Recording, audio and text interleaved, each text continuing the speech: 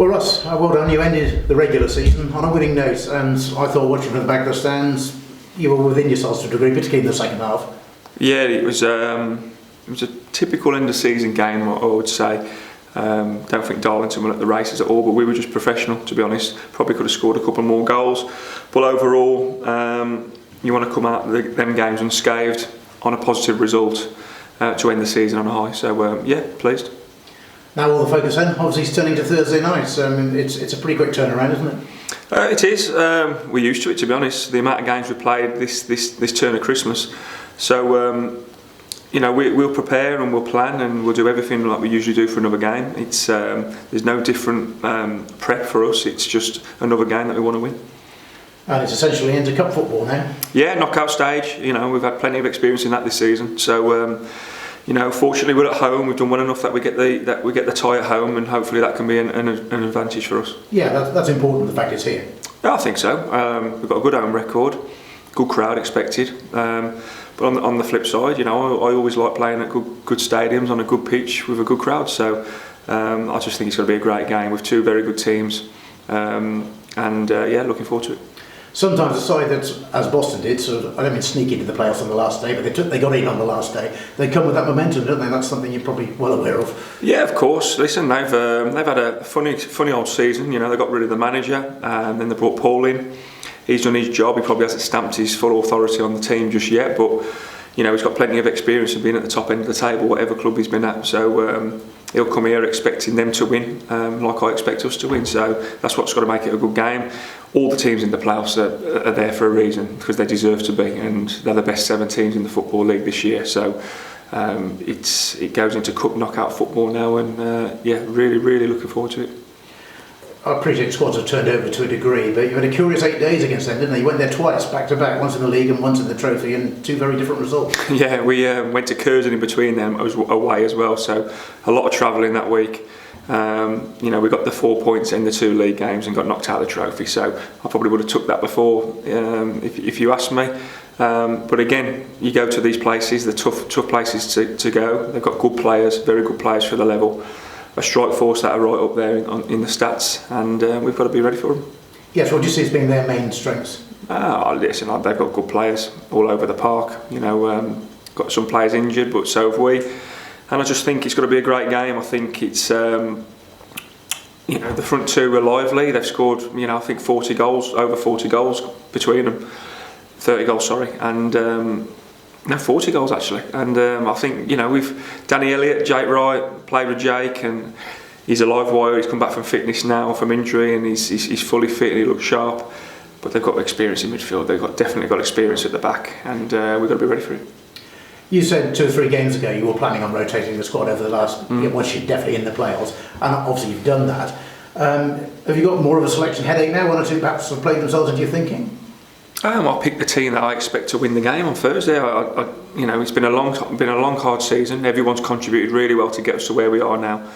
But I'll pick the team that's got to win on Thursday. And everyone who's not in the team has got to contribute to being ready to come on and win the game as well. So no different to any other game really. Obviously, since we last spoke, the news has been made public that you and Jimmy have signed extensions here. You're going to stay here till I think summer of 2025 now. It must be great to get that nailed down, because you can now get some plans in place longer term, if you like. Yeah, it's been going on for quite a bit, to be honest. But we've always had so many games that they obviously take priority. So this was never not going to happen. I think we've all been rewarded this season by what we've done, the club as a whole, and we're just looking forward to the future. I think it sets the bar really, and of where this club needs to be and wants to be, and I want to be part of that. So yeah, delighted. Yeah, presumably you can see there's still an awful lot of potential here. Oh God, loads, and I think we've hit the reset button a couple of years ago, and we're starting to go on an upward spiral now, and I want to be part of that journey along with Jimmy and Richard and whoever else wants to jump on board. Obviously it is a team, you and Jimmy. Tell us, just outline a little bit why Jimmy is so important to making it work. Well, I can't do it on my own, put it that way. It's been hard work. Yes, we're a full-time outfit. I think it's a great perk to have at this level.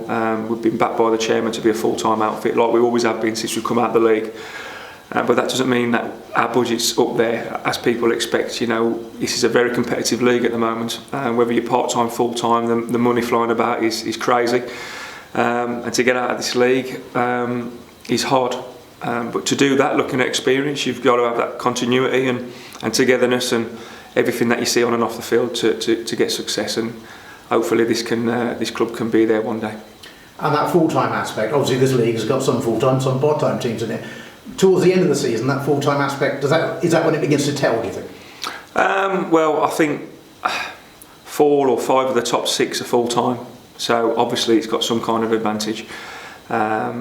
So you'd like to think so. I know there's a couple more part-time teams going hybrid next year, so they know that they're catching up in that way. It's a very tough league. The teams that are coming up are well backed, and this league is getting tougher every year. I think it's a great advertisement for the National League, and it's a great advertisement for non-league football together with the South. And to get out of this league, you've got to be competitive all season round, and that's why Gateshead have thoroughly deserved to win the league. So you know, it's knockout competition time now for the rest of us.